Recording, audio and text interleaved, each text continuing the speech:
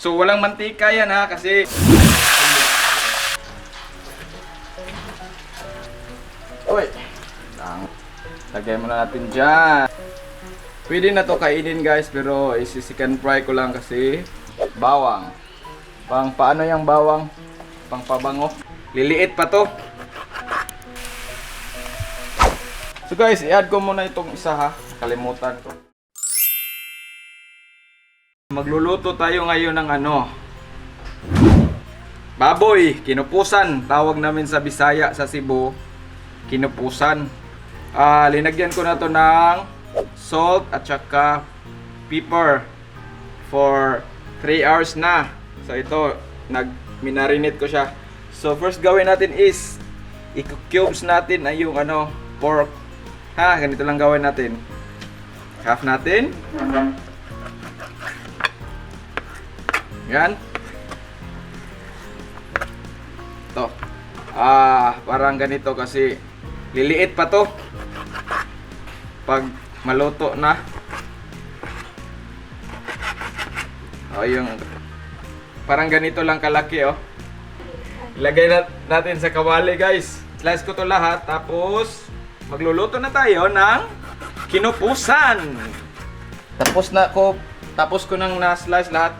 So medyo mahit lang tayo para hindi masunog yung baboy. Pipirituhin lang natin to ng mga 10 to 30 minutes. Tapos haluin lang natin parang ganito Yan.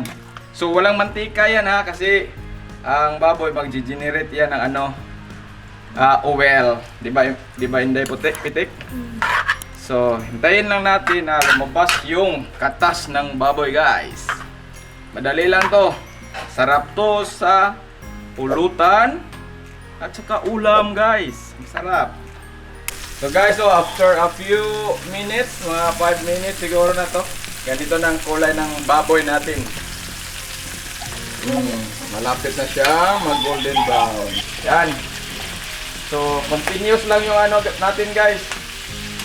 Pag sa Tagalog na ukay din.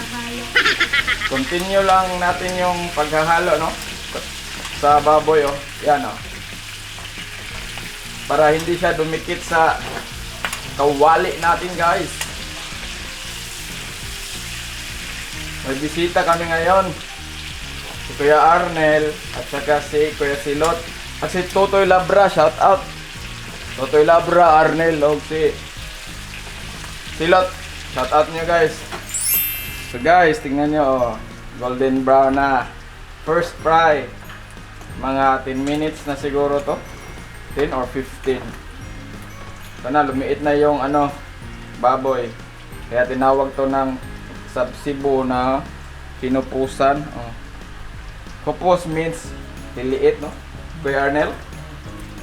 Kuya Arnel. Marunong din yan si Kuya Arnel magtagalog. So guys, kukunin muna natin yung baboy. Kasi mag-second fry pa tayo Lagay muna natin dito sa mahiwagang bowl. Turn off nato ang heat. Uy! Langaw. Ito na guys Depitik Ito na. Pwede na to kainin guys, pero isi-second fry ko lang kasi para puputok yung mga tambok. Alam niyo yung tambok? Tambok, Tagalog tambok. Tambok siguro gihapon. Taba. Panit. Lagay muna natin dyan.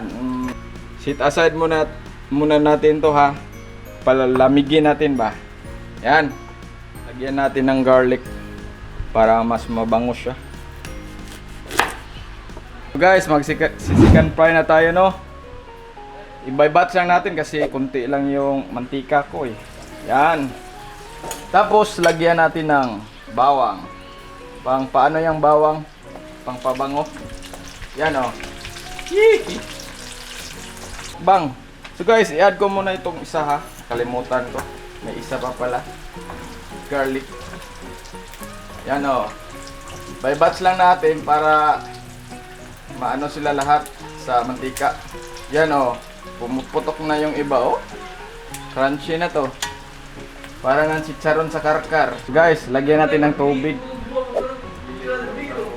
Isang technique din to guys para puputok yung mga balat, no?